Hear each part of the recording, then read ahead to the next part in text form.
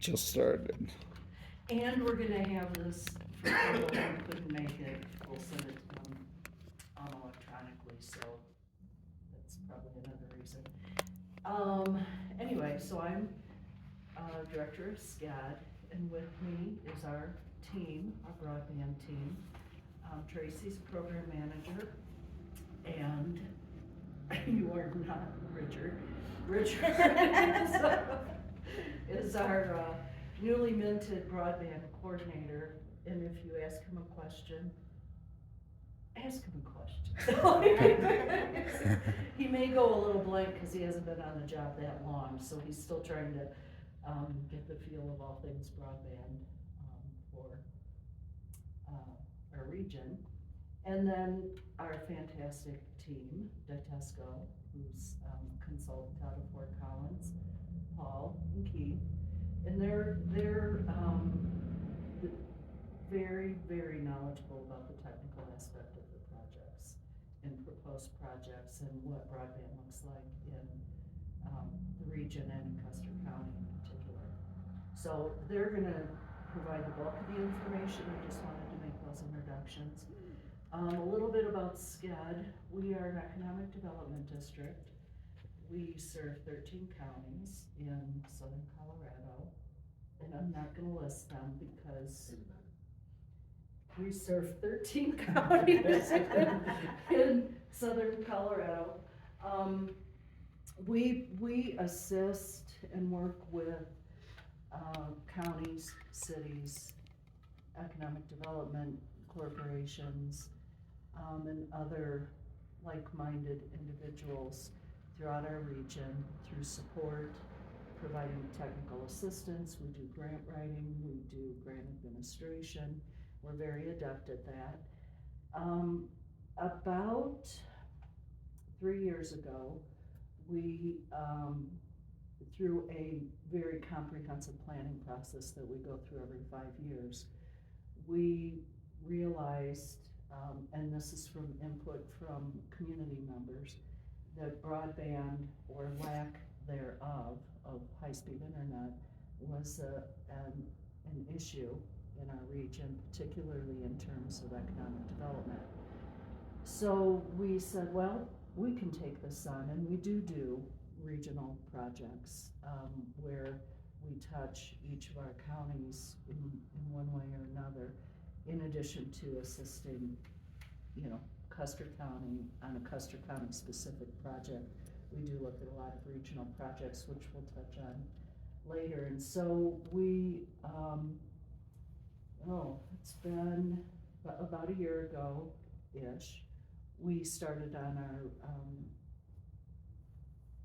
putting together a blueprint, a planning document for broadband for the entire region.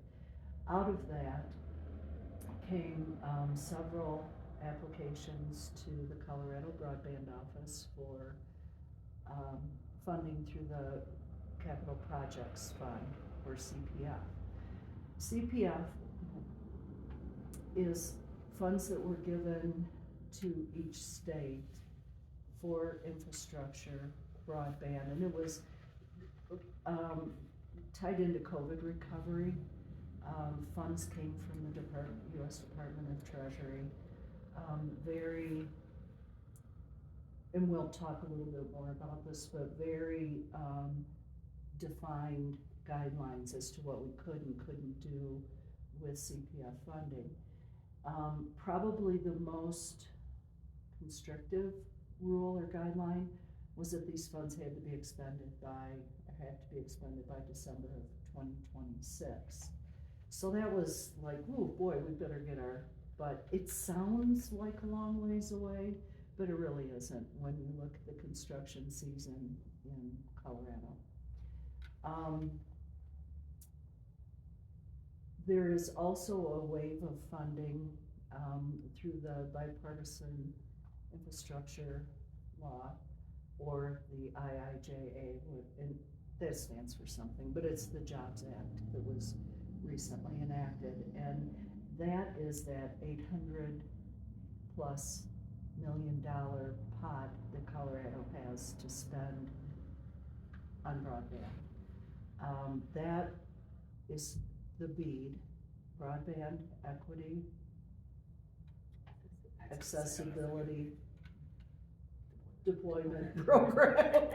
It's BEAD, Yeah, BEAD. we're testing my brain way too much today, I may have to run over for coffee, but, so we're gearing up for using, lessons learned through, or action items, if you will, from our, blueprint, along with listening sessions, discussions such as these. We are, we're taking those, looking for very viable projects to expand, high-speed internet or broadband throughout the region. So that's why we're here today. That, I think, is all I wanted to say, except before I turn it over to, Paul and Nathan, no, Paul and Keith, I'm sorry, it's been so long. I have hair. Yeah, you do. It's just kind of, like Tom and Jerry.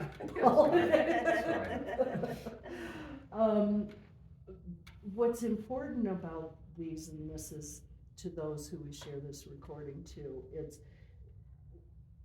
I've always said and always will continue to say that we're not going to come into Custer County and say, well, this is what we think you should do, this is what we're gonna do, this is what we're gonna do. We need your input because you live here, you shop here, you go to the doctor here, you are the ones who use broadband or, suffer the consequences of not having broadband. And so if you have any questions, if we start throwing acronyms out, or if there's anything you don't understand, or if there's an opinion that you'd like to share, feel free to interrupt us. We're very, casual bunch, and we truly value your input, and so that's most important. Anecdotes about broad experiences with broadband are useful for grant applications. And we use them throughout, I think, several of them we submitted. Just hearing from communities and doing stuff like this. So, yeah, that's definitely useful. And I also want to stress, and I know this has been, I was on a panel with Mayor Wenzel, well, it's been a couple months ago, but again, we don't SCEDD, we support broadband throughout the region. Whether that's we take the lead on an application with our resources, or it may be as simple as supporting another group's efforts, through letters of support or using the, connections that we have. So this isn't this is the way it is thing. We do partner with internet service providers, with counties, with cities, and that's important to know.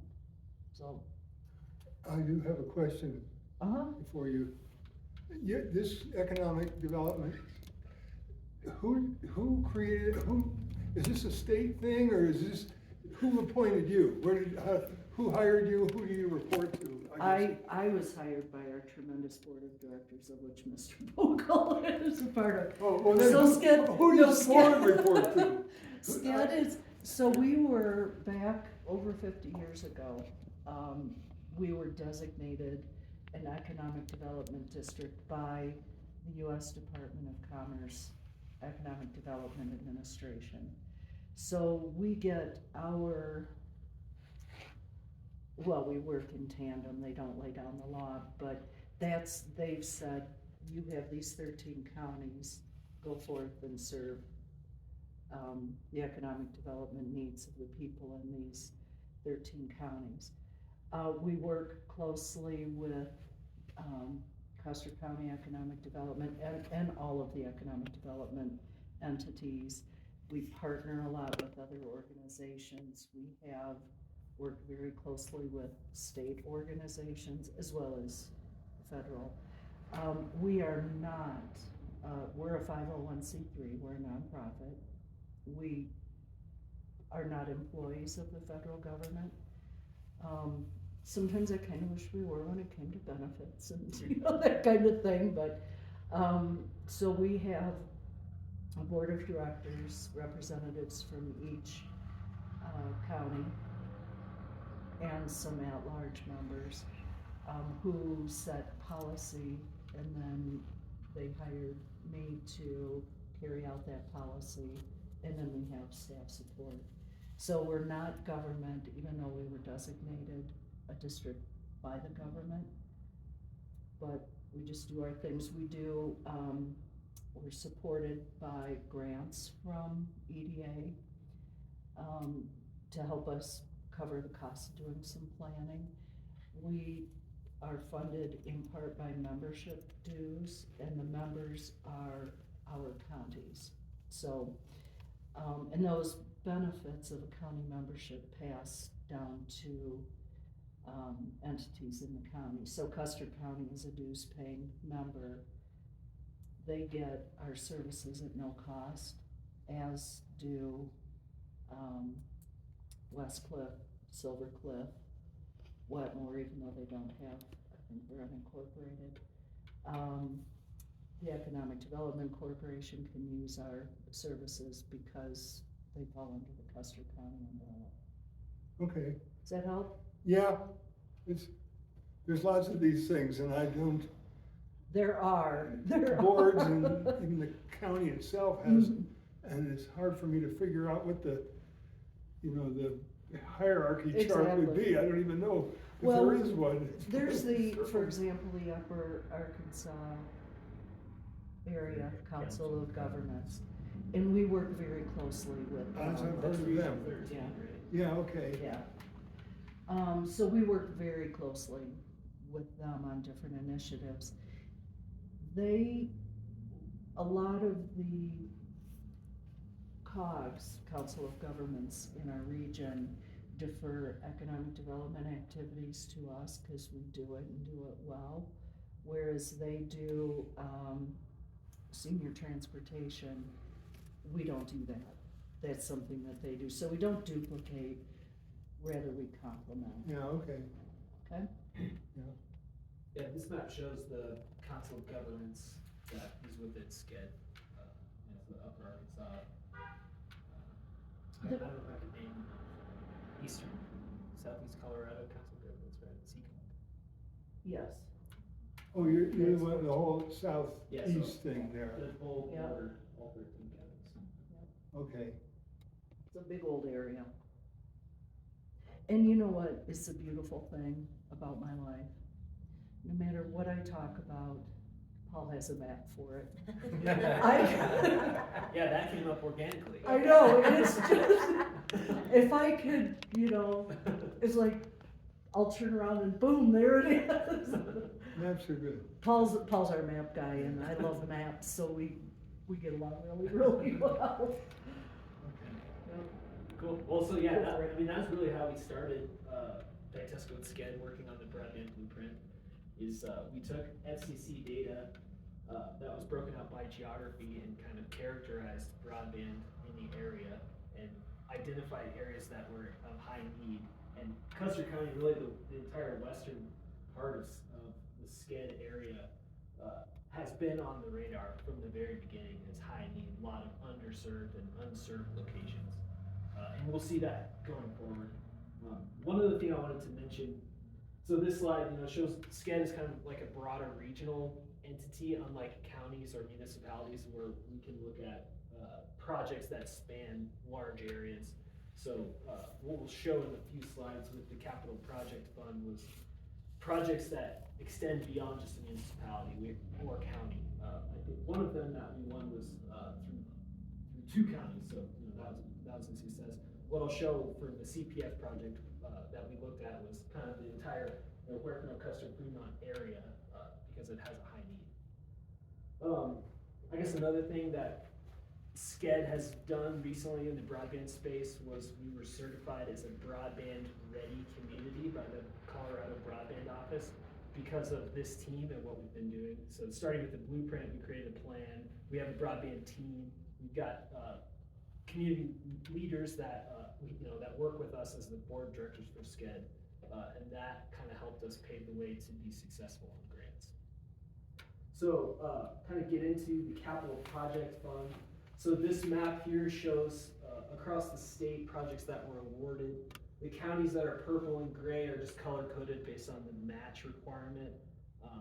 More or less, all but 12 out of the 13 counties in SCEDD were tier 1, meaning they had a 25% match requirement.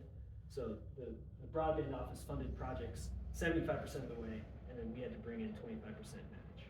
So as you can see here, there are a couple projects that were awarded in the SCEDD region. $113 million available for the broadband projects, $643 million in applications. So it's very competitive. So the way SCEDD approached it, we ultimately submitted 7 applications in partnership with local ISPs. So before the grant application process for the CPF was opened, we sent out a request for partnership and got responses from local ISPs. It was a competitive bid process where we made recommendations using our broadband plan that we put together, but then ultimately we're bound by the requirements of the grant to pick areas that would be competitive, because we knew, I don't think we knew it was going to be this competitive, but we knew what the rules were, and we worked with our ISP partners that were selected on projects that would be competitive. So I'm going to show it here. So those 3 were the projects that were awarded to SCEDD. So we got one in Bent, Otero County, one in Pueblo, and then one up north of Leadville in Lake County. Unfortunately, nothing was awarded in Custer. So this is the list of the projects that SCEDD submitted. We had a total project cost of $46 million to serve 4,500 homes, and so this is a key metric that I'm going to come back to a couple times. So cost per location by project, you can see it ranged from $11,500 down to around $7,000 per location for these projects. So that's important to keep in mind, just to give yourself a frame of reference for how much these projects really cost. On average, around $9,000 per location for these projects. And SCEDD and the ISP partners were able to bring over $10 million to the table for match. And part of this presentation, I think, is helpful for the counties. I'm not sure if matching funds is available. I think it could go a long way. This matching funds for these CPF projects were provided by the ISPs. We'll do the same thing for BEAD, but any matching funds that can be provided by government entities, that could go a long way. So a location is just a home. Yeah, a home or a business. A business, okay. Yeah. So locations were actually defined by the FCC, and they've been iterating on this data set for a couple of years. But there's a point on this building and a point on the neighbor's building, and every ISP has to report what service they provide to that location, and so you end up with a map of service levels across the country. And that's how grant money has been awarded. And I'll show you on a couple slides here, I have points that are color-coded by their service levels. So yeah, these are the 3 that were awarded. $16 million in total project cost. So 75% of that, I think it was around $12.5 million awarded to SCEDD for these projects. The top 2, partnering with CCOM, which is a cooperative with the Southeast Colorado Power. So they're the broadband arm of that rural electric co-op. And then the one on the bottom north of Leadville, Bureau Networks, is a private ISP that operates networks kind of in the western Colorado, in Leadville specifically. So they're excited to extend their existing backhaul to more locations that are unserved in that area.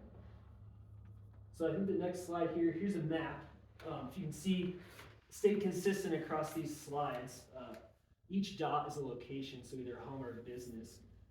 Across all the maps, orange is underserved, red is unserved, and then green, which you can't really see any green locations on this map right now, is served or ineligible for grants. So this was the CPF location eligibility. So the capital project fund was, you would partner with an ISP, you would create a project, you would submit that project to the broadband office, and they would rank your project amongst all the other applications based on a number of criteria.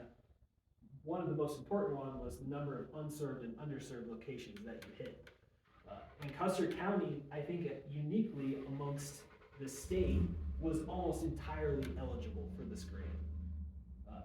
Which, you see, you go, to places like Pueblo County, you've got 70,000 locations and 67,000 of them are served.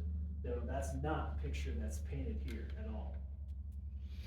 And so this is just the definition of unserved and underserved.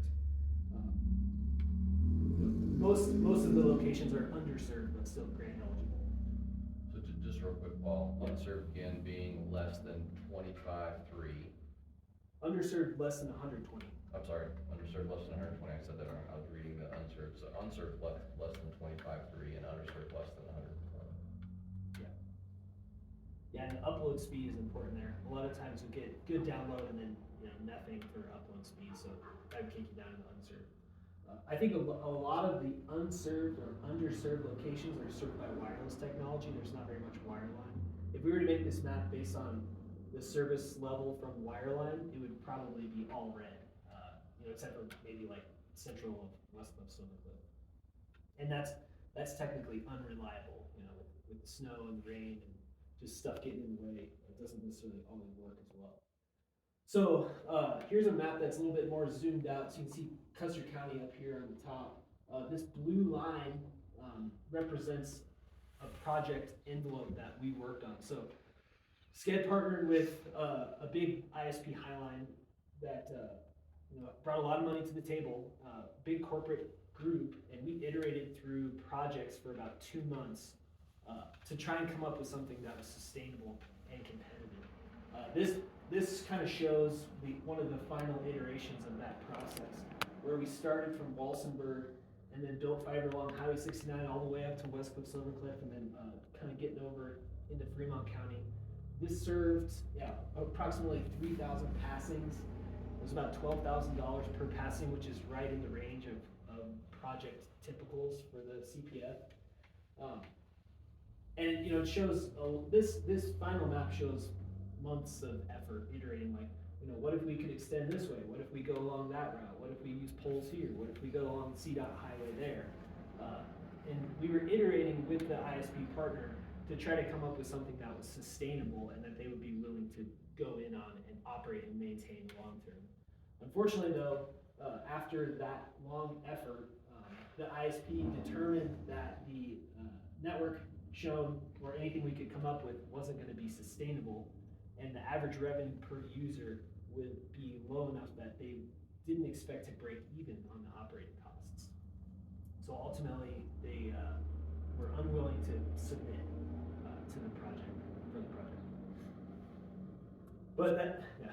Oh, so that's how you, say, CenturyLink.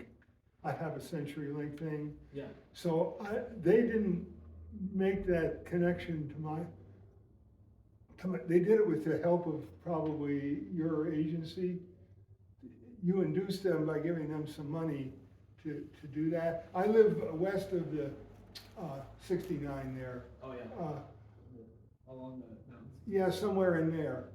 Okay. But I have, and it seems to be, it's fast enough that I can stream in, and I just kind of wondered, there are not that many people living up there, and I just wondered why that line got built up my road. Yeah, that's interesting.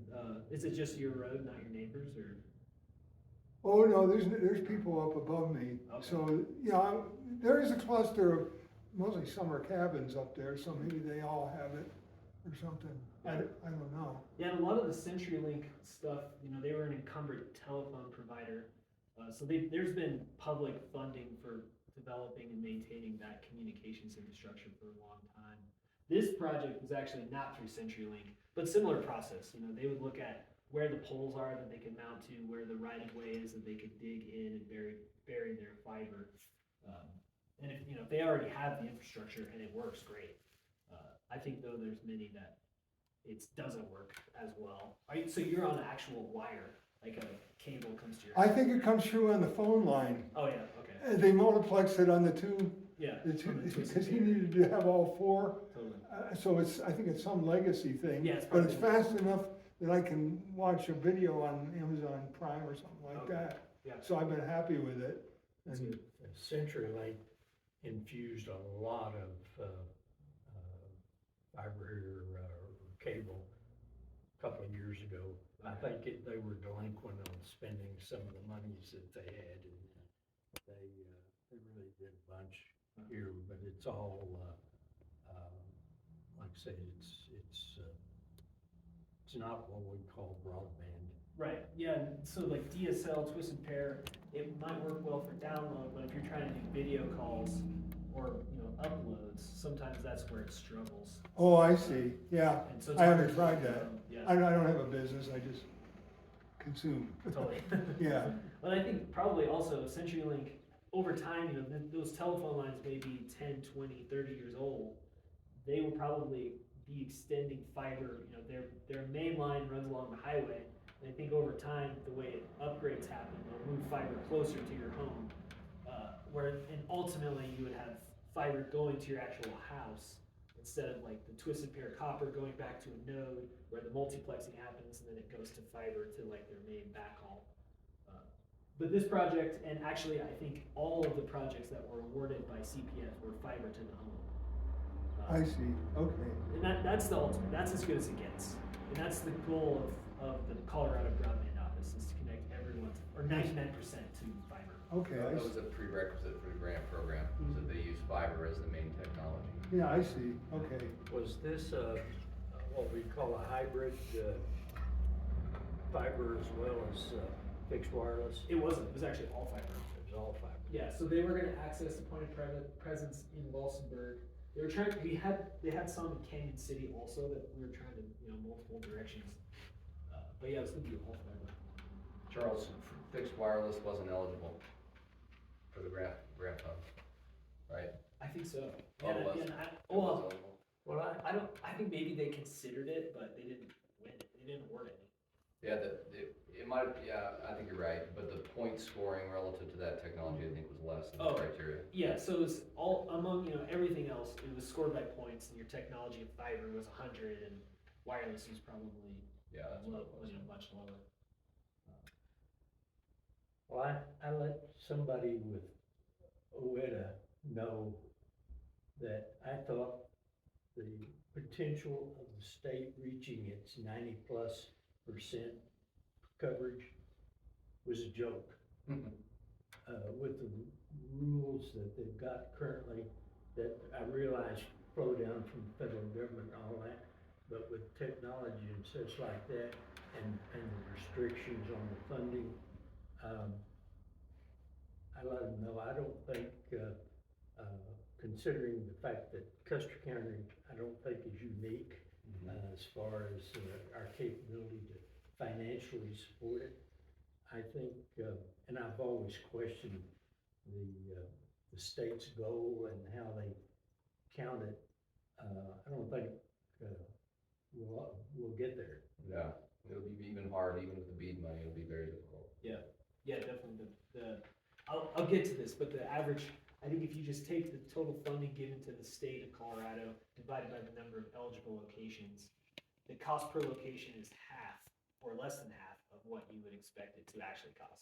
So yeah, there'll be a threshold. We'll talk about BEAD a little later in a second. But this is the cost per location for the CPF project. These were what was awarded. So there were 32 projects that were awarded. The most expensive shown here on the right, $30,000 per house. That one was smaller. It was like $1 million project. On average, we're at 11,800. The cheapest, least expensive was in Eagle County. It was a mobile home park, so it's a higher density, so it's cheaper cost per passing. The average cost per location in neighboring counties to here, to Custer, was $9,700.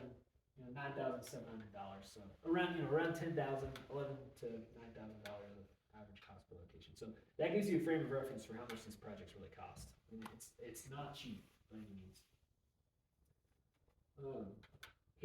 so the capital project fund timeline, January 3rd, awards were announced. We just went through a kind of challenge period where you could challenge if you were planning to build or already offered service in an awarded area. So we're through that now. We just got this, Leslie just received the contract from the broadband office on Friday last week. So reviewing that, starting negotiations with them. Once that's wrapped up, SCEDD and the ISP partner that went in on the grant will enter contract negotiations. And then once that's all ironed out, we have 2 years from the agreement onset to complete the project. Theoretically, I think technically we have until December 2026, which is 3 years, but they'd like for us to finish in 2 years. And I think they would agree to let us extend it, which hopefully we won't need that. Yeah, hope to start designing and procuring materials here in the summer of this year. And then we plan to have all construction wrapped up by year 2 of the agreement. So I think that's the last slide for the capital project fund, and we'll give any other questions, comments? Okay, so this is the big one. This is the $826 million to the state to connect 99% of homes to broadband, which, if you're connecting all of those homes to fiber, that's not gonna happen. But they'll do their best, I guess. The timeline for that, so eligible locations were published January 8th, and that's what's gonna show, it's the same kind of map, but all these maps in the next slides are using the BEAD eligibility. So that was just released. We just went through a challenge period where we could challenge the location eligibility. And that window closed February 9th, and with that data set onward, that's the data set that the state's gonna use to award funding. So I think, and I'm not sure if you know, there was a lot of ineligible served locations in Westcliffe by Hilltop Fiber. There was discussions of how appropriate that was, or how accurate it was, and I understood some were gonna make a protest to it. Okay. But whether that actually happened or not, but it's, yeah, cause it's, I don't think that necessarily satisfies the intent, I'll put it that way. Unfortunately, the window did pass, so if it didn't get, Yeah. if it didn't get protested, then it is what it is. We won't be able to win BEAD money for the town of Westcliffe, but, surrounding areas were all underserved and unserved. We submitted a couple challenges through SCEDD, not in Custer County, but in other areas. So that went through. I have a little arrow here. Right now we're doing road shows.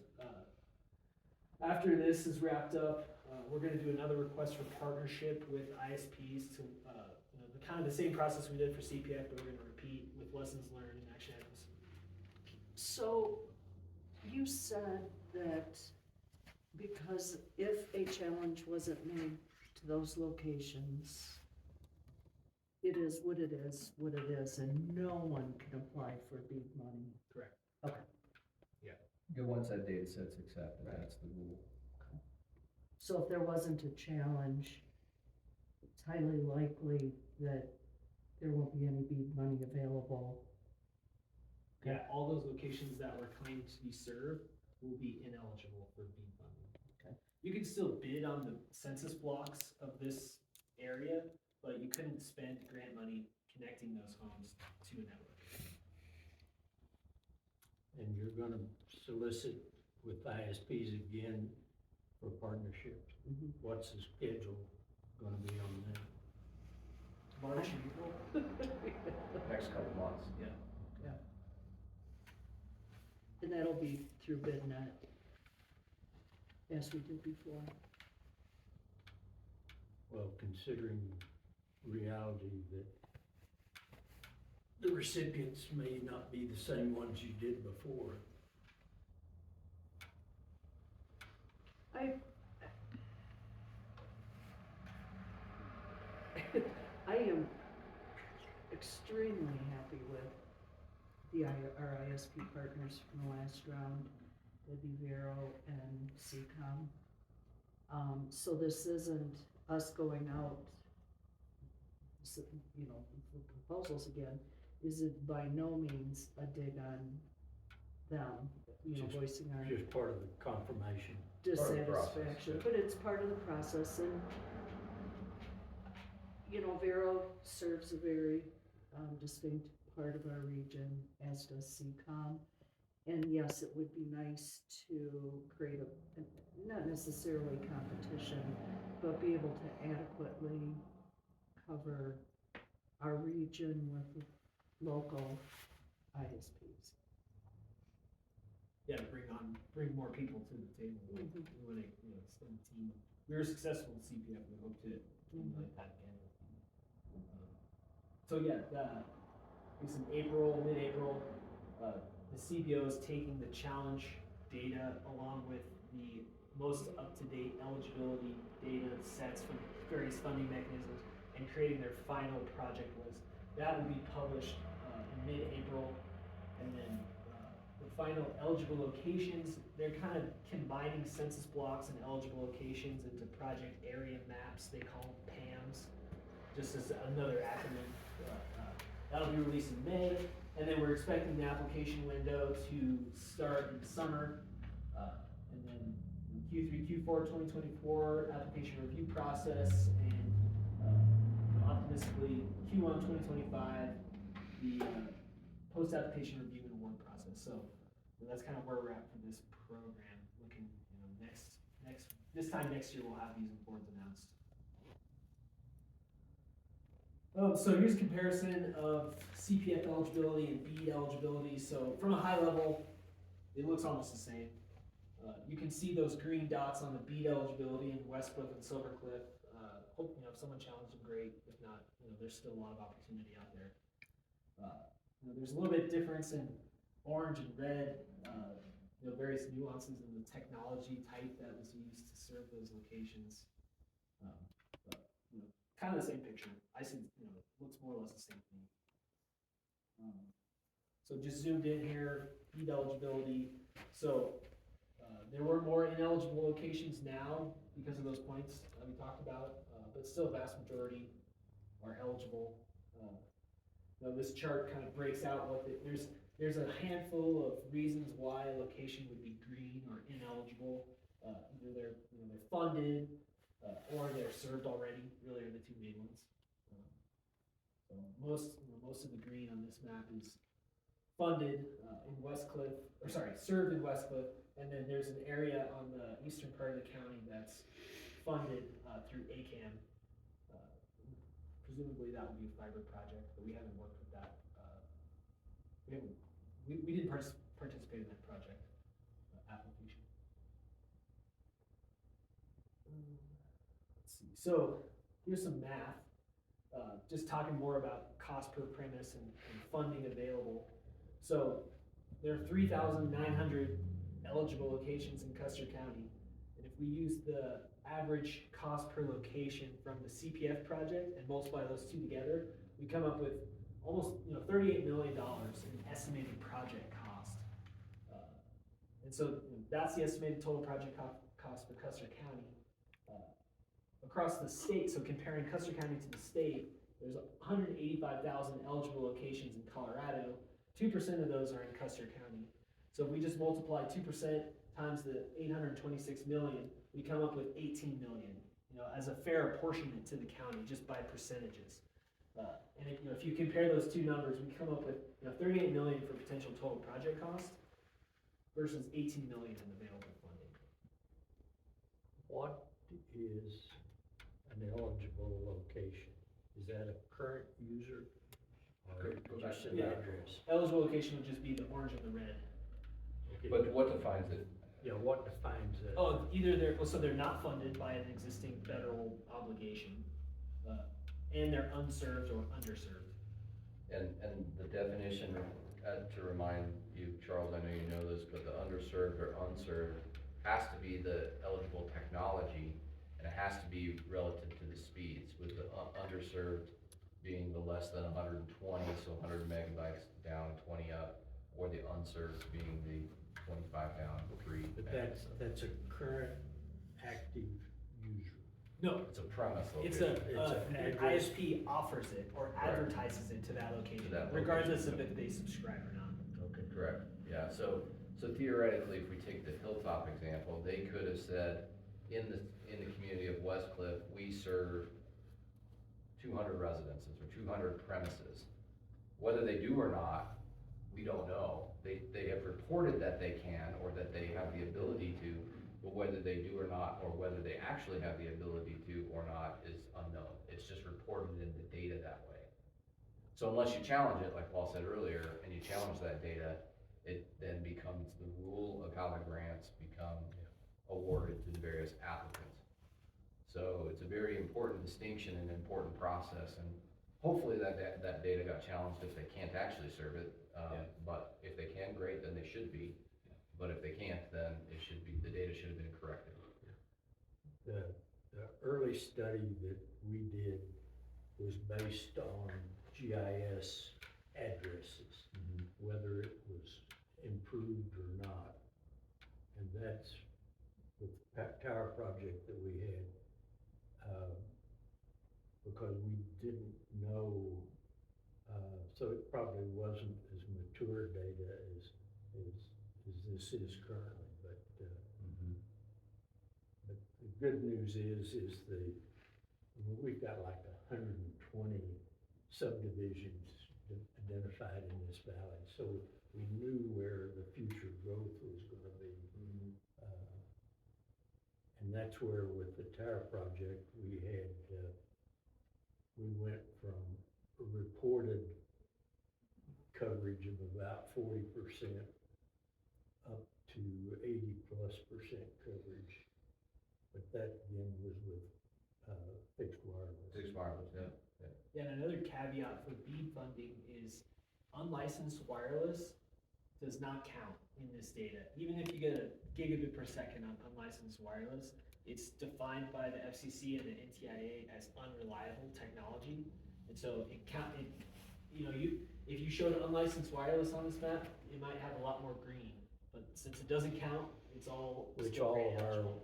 is unlicensed anyway. Yeah, yeah, and so we see that across the state, really. There's a lot of unlicensed wireless service that exists, but yeah, it's an ineligible technology type. And I was gonna say I wouldn't say an ISP is incentivized to claim they provide fiber service, and in fact, they actually don't, because they're kind of shooting themselves in the foot by doing that, because they wouldn't be able to get grant funding. Like if I were an ISP in Westcliffe and I wanted to build fiber network here, I would make sure that the points were eligible for funding, so that when the opportunity arose, you could get funding and actually build it. So it's kind of like a trade-off. Like, do I want to report in an untrue way and keep competition out, or do I want to make locations eligible and get money to build locations? I would say it's more on the, they want the funding to be available, so they want to be truthful in what they report. Yeah, the only caveat to that, Paul, is that if there's another funding stream or another agreement that those ISPs might have, that is a precursor or a prerequisite to a grant, for example, they might want to claim a service area to solidify their foothold on a market, and then eliminate the opportunity for others to come into that marketplace. So it really depends on the situation of that ISP.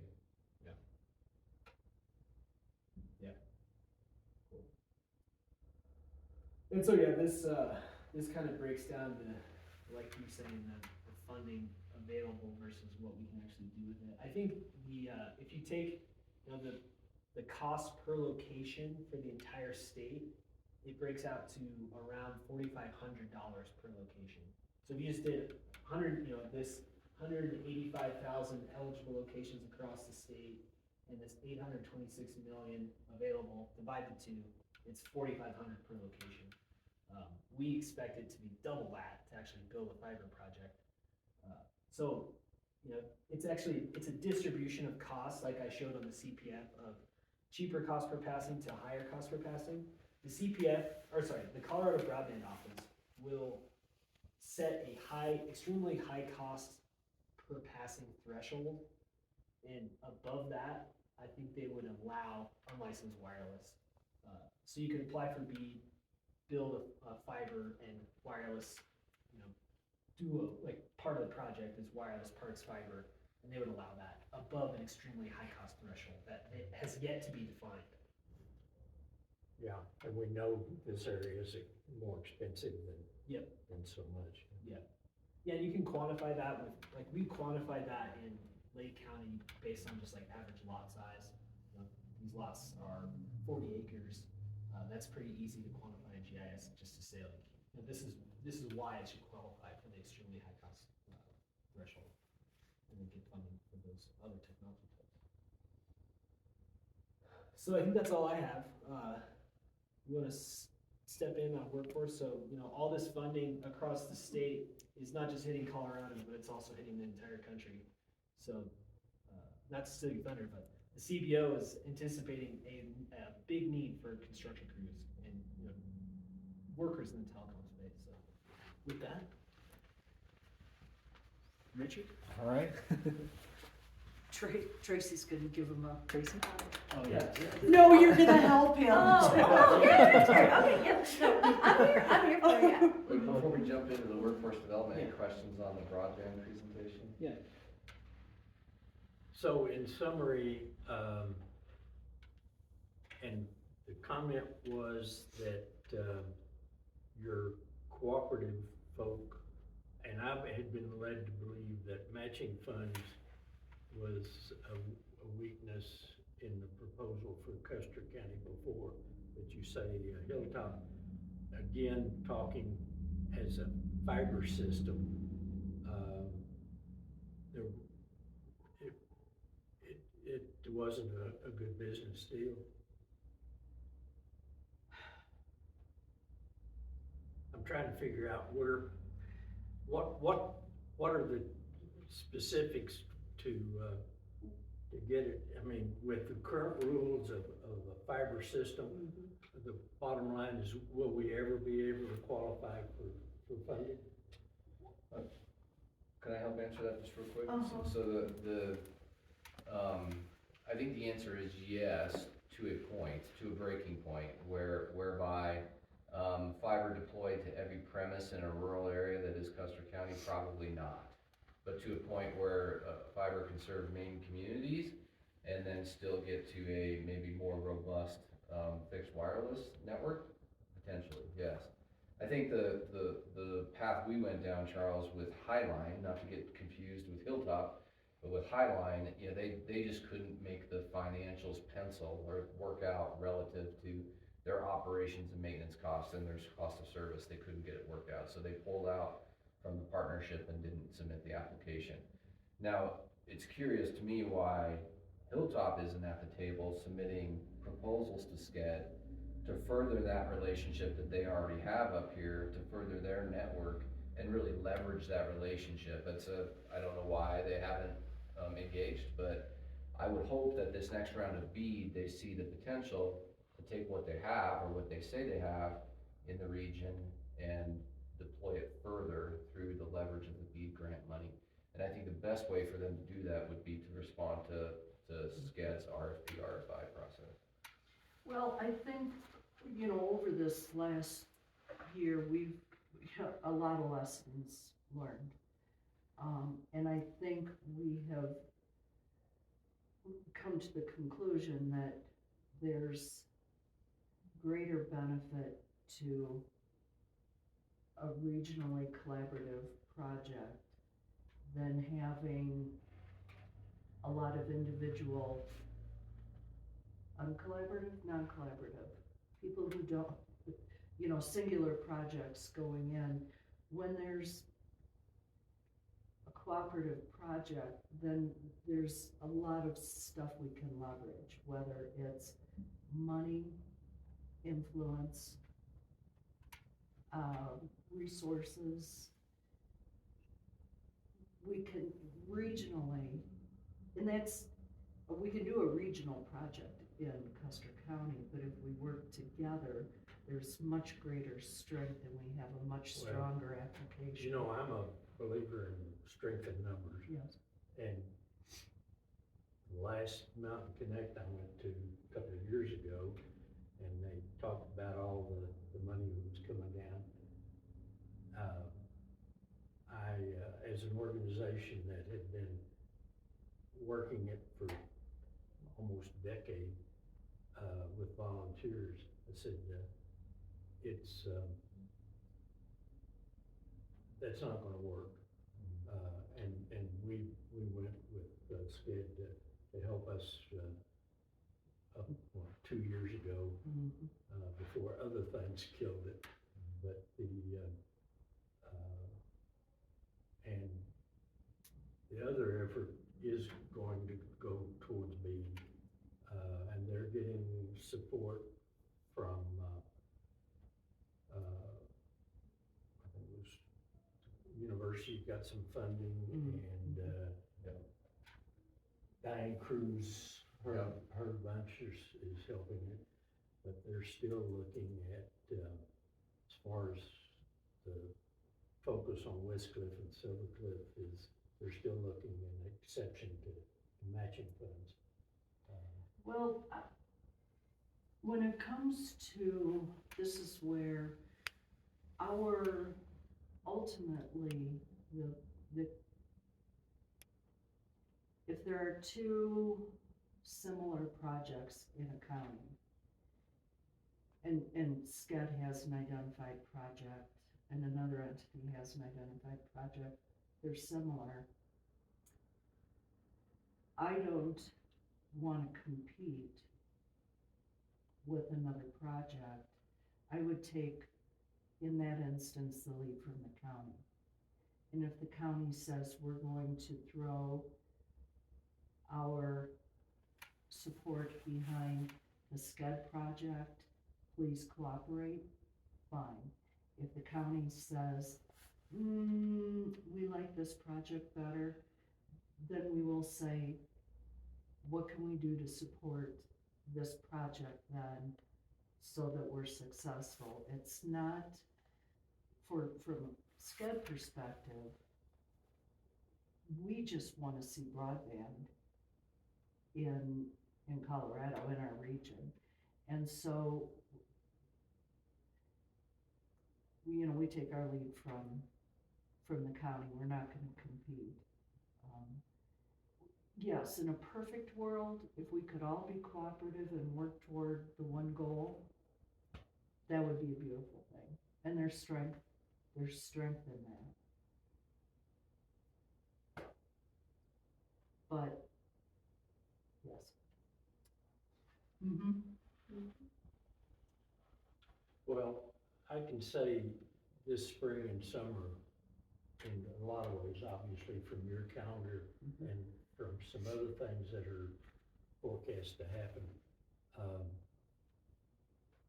it's a moving target as far as what this market. Yeah, it's possible, I think, I guess my hope is that as we get to the point where SCEDD issues another RFP, we're gonna do some legwork up front with the local ISPs, kind of getting them excited about that partnership. And Paul's got great relationships with a lot of these folks, and let them know the opportunity that exists out there and maybe change their perspective a little bit. I mean, SCEDD won just as a CPF, we'll let the numbers speak for themselves, with 12 million and. Yeah, like 10% of the. 10% of the CPF fund was received by SCEDD. I think it was reasonable success. That's a really good success, 10% of the total just in SCEDD. And so, I would suspect we can translate that out in the BEAD program as well, as long as we have great partnerships. Well, it was interesting, years ago, Hillside, or, no, Hilltop, which, they, Top yeah. side.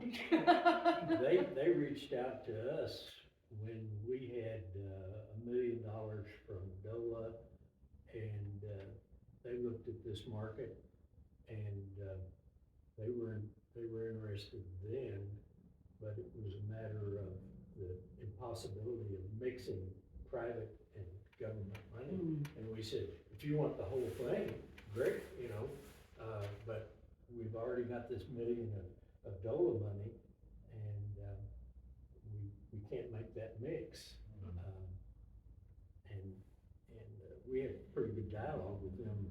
That was, years ago.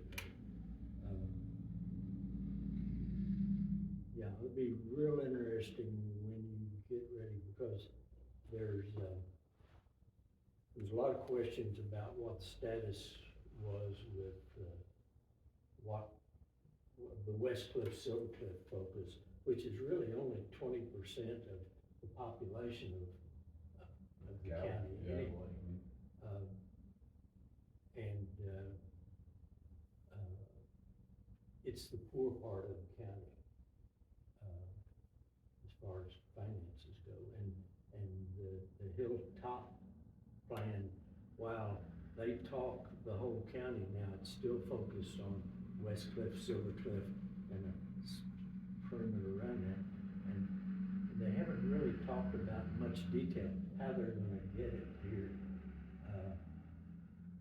The discussion was coming down 96, and that's the hardest place in the county to put fiber or anything else. It never ceases to amaze me how rural our region is.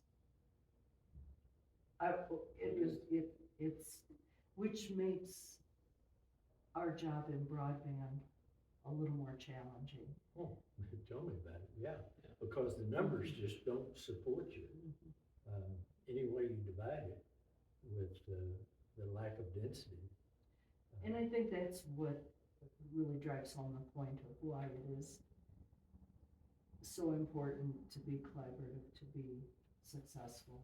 Because when you're talking about such a low density area, why would you have 2-3 different entities all trying to do the same thing? Just work together and Well, we've always taken the approach that two WISP is not a bad idea, and we can't stand more, and we hate to get it where it was just one. Because competition is good if you can afford it.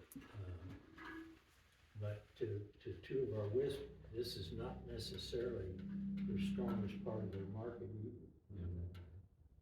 One thing I took out of this slides, but I want to mention, is that as part of their BEAD plan, the Colorado Broadband Office has said, and this is written in their volume 2, that if an area is underserved and unserved and no projects were applied for in that location, they will engage with local ISPs nearby and work with them on a non-competitive grant process to build to those locations. But that squaring that with the numbers, it doesn't necessarily align. But I think the state is going to look across all locations and see what they can do to get funding to them. They have a lot of work cut out for them. But if they can make that happen, if they can establish the extremely high cost per passing threshold, and above that say you can use wireless, then it may be that Custer County gets a non-competitive amount of money, non-competitive grant to build a wireless network. But that's something that they have said is on the horizon that they're planning to do. Just hope that we can live that long. I knew you were gonna say that. And some of us have a bigger challenge with that than others. Next, we're gonna talk about the workforce development. So that's a really big part of the BEAD program, and also the Colorado Broadband Office. They had to do a workforce development plan in order to qualify for getting as much as they did from the BEAD funds. And of course, SCEDD is going to work on that with them, and so that's a big priority. We know that to both the awarded projects and anything we work on going forward with the county will require a lot of workforce development, because as we'll get into in the other slides, there are projections of what they'll need in construction jobs, and the other field they call telecommunications, which is a very broad term for all sorts of things that go into the broadband industry. the infrastructure side of telecommunications, the software side, and other things. So some of the key jobs that were mentioned in the Colorado Broadband Office report on workforce development were equipment repairers, line installers, computer network support specialists, software developers, carpenters, plumbers, HVAC, and painters. I just picked those out of the list because those are maybe professions that we can all identify as what they are. There was a whole lot of professions on there that most of us don't think about very much if we've even heard of them. So I highlighted those as examples of what will be needed to actually execute all this development that's planned. One thing that is good about our area and the uniqueness with the rural communities, we have a lot of community colleges throughout the SCEDD region, and they do have programming in HVAC construction. We have a good rapport from SCEDD's perspective with those community college entities, so that folks within their own communities can be trained for these jobs, and that not just broadband, but it also contributes to housing, other needs within the communities, so that they can stay and help build the economy where they actually live. So there's programming in place. Of course, a large number of those jobs will be, or the projections, obviously Denver and Springs through the CBO maps, what they show that large concentration in those areas. But within our communities and our region as well, SCEDD has a workforce development plan that we're working on to help build those career opportunities for folks in rural Colorado. And the other thing on this slide I wanted to point out was that the actual number that the CBO is projecting is of 1,987 more construction jobs that will be needed in the whole state, and 1,591 more telecommunications jobs. So there will be more people going into those professions anyway in the next few years, but the challenge is making sure they're in our area and that they're going into projects that work on broadband. It's all relative. So if we have over 12 million in CPF projects, that's before we even look at BEAD. The bulk of that is work. That's work.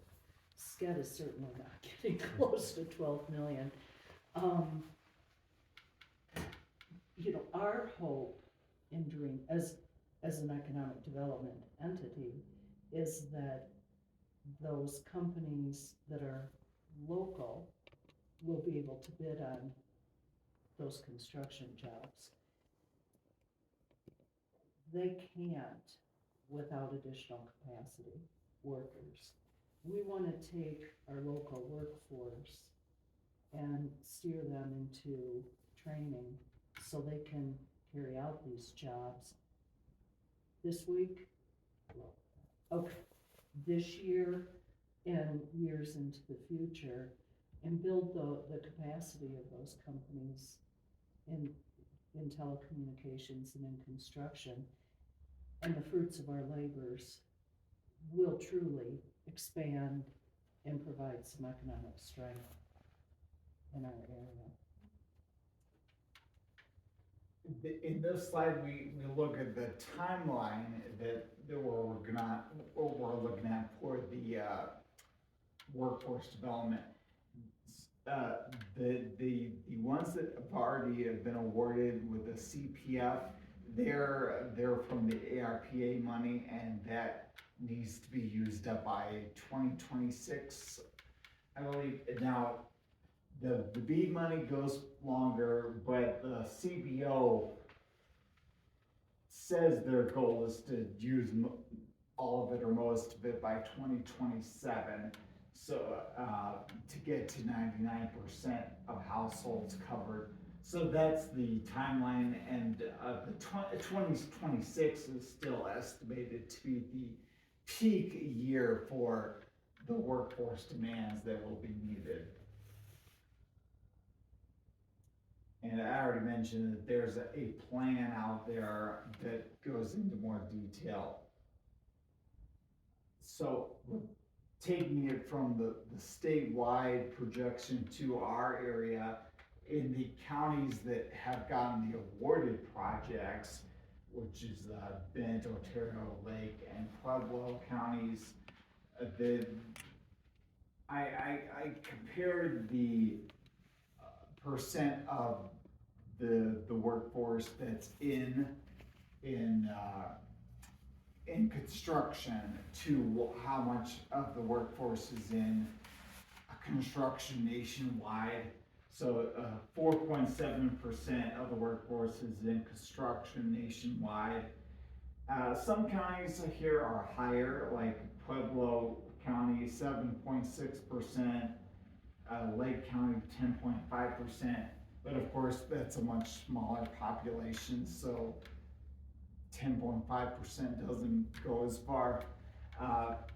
Overall, Colorado and eastern Colorado is about at the national average. It's just maybe slightly higher, but then again, that's as a percentage. And construction has been going down in Colorado the last 2 years, according to what I read, just by a very small amount. So even though it might be a little bit better than average, it's still a big need. And as I said, you don't know that all the people who are going into construction are going to be in places to work on these projects. So there's still a need for that kind of development as well. This slide shows that the projections from that CBO workforce development plan, and there's those professions I mentioned and a bunch of other ones like splicers and other things, other kinds of traffic control. You wouldn't even think about that as being something that they'll need for these projects. And I can see a lot of red on that chart, which is in the negative. So they're projecting that there's not going to be enough people until they've done these development initiatives to get more people. So I think, what it illustrates is, in addition to the connectivity and what it brings to the communities that we serve, there's a huge workforce development component that can benefit the communities as well, and getting folks, a livable wage, having them contribute economically as well as to the projects themselves, but these are lifelong skills that they'll carry on as they live and raise their families and all that good stuff that they want to do, because they want to stay where they can benefit their community as a whole. Are there any more questions about? I guess the good news is we've been working a relationship with Pueblo Community College, just specifically the Fremont County, and with the community college, and we were lucky to get $10,000 worth of audio visual equipment that we posted over Westcliffe, and trying to work out some of the difficulties there. And one thing that has been an inhibitor for Westcliffe, Silvercliff growth, in spite of that, if you look at DOLA deal, the last 2 years, the population increased percentage-wise. We're Custer County is one of the 2 counties in rural Colorado that had as much as a 5% growth, where a lot of counties have had a decrease. And we've been constrained with, and part of it, another hat I wear is we've restricted and haven't sold tap fees within Round Mountain and for the last 2 years, but we did in January. We opened that up so that can help the construction, residential construction here in within the Round Mountains district, which is basically the 2 towns. So it hadn't hurt the rural part of the county, but that 2 different markets. As far as workforce goes, we've still got an issue as far as being able to support, but it's a numbers and stuff like that, which certainly doesn't help the broadband situation. Well, I remember saying, back when I was doing, site visits on our construction projects back in South Dakota, I remember standing there going, I'm a woman. If I had money, I would buy a bunch of this heavy equipment and start a business. Dang, if I was a little bit younger, I would do that. I would bid on those women-owned minority business opportunities, and I would hire a bunch of people that we could train, and we could be doing civil construction projects until. No time like the present. Do you have any money I could borrow? or if I were younger, an electrician. Oh my gosh. If I was a year out of high school, I'd be all over this opportunity. You have your broadband construction, you have residential, commercial, I think it does provide a key opportunity throughout the region because a lot of the community colleges have the programs, but they also have the certificate programs. So folks can go through and get their training, in a fairly quick manner, go to work right away and have a lifelong career, so. Yeah, it's out of this area, but I met a guy I live south of town, and a guy at the mailbox here a week ago, and we introduced each other, and he's a retired chef. And he'd moved in not too far from my place, and he's creating a program with our high school to train kids with basically food service, and he was a chef at some of the hotels in Colorado Springs and around that, and for an area that last year had 12 restaurants in this county. Of course, several of them failed, but that's another opportunity that. But this community, I still say needs 3 things, and we've got one is our wastewater facility that we're bringing some new technology in to support our wastewater treatment here. The other is housing, because we can't bring anybody else in here unless we get some, and of course everybody's got a housing problem, and third is still broadband. And so our workforce housing can address all 3 of those, or our workforce development. so. Thank you very much. Thank you. Is there are there grants available through BEAD for workforce development? So like Fremont or the CSU Extension could apply for funding and develop like a training program with that.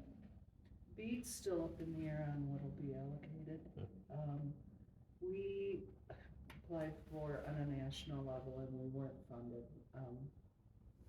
with EDA money for job training or workforce development. We've looking at OEDIT has funds through the Opportunity Now program We're also, with the target date of the end of March, we're looking at going to EDA again for some workforce training money, which I'm fairly certain that application will be funded. And then with BEAD supplement, Opportunity Now, you know, whatever else we can throw into the pot. So we're looking, it'll be a funded project. I said I want it to be up and running and successful before I let myself retire. So. I may be 110 Yes. There's another thing about workforce development that I wanted to mention that wasn't on the slides, but the other day I was looking up the forecast for construction to be added in each county. And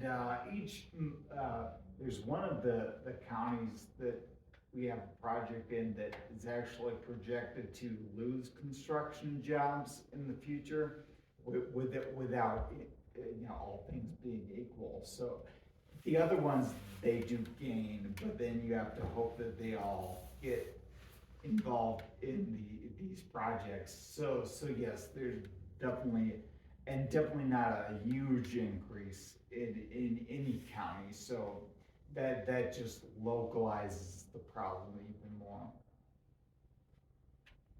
Paul, in answer to your question, BEAD is kind of a 3-bucket program, but nobody's ever talked about other than that 826 million. With I have to think of the acronyms. So, and I call it construction, but actual, you know, fiber in the ground or fiber to the premise. Another component is equity, and that's to make sure that, you know, I think when we think of equity, we think of maybe racial equity or income inequity, but actually it's to make sure that all people have access and the knowledge to use the technology. And then the third is workforce development. So the state has 3 different groups working on all 3 of these things, and how that funding will pan out, I don't know, but I don't want to wait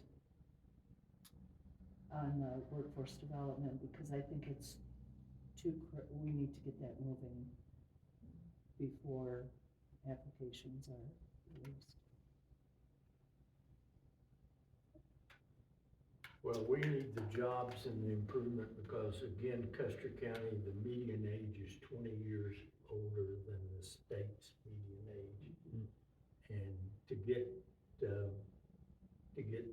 younger folks here, we need jobs and housing, equitable housing. So it's all a package. And the bad thing is we need it all concurrently. Well, we're up for a challenge. Yeah, high-speed broadband, you get some people working from home, bringing the money that way. I'll give you people, they won't be young. But We got plenty of that. well, I'm sorry, by the time you live here, you won't be as young as you are now. I'm not there yet. I was like, but I'll contribute to the community.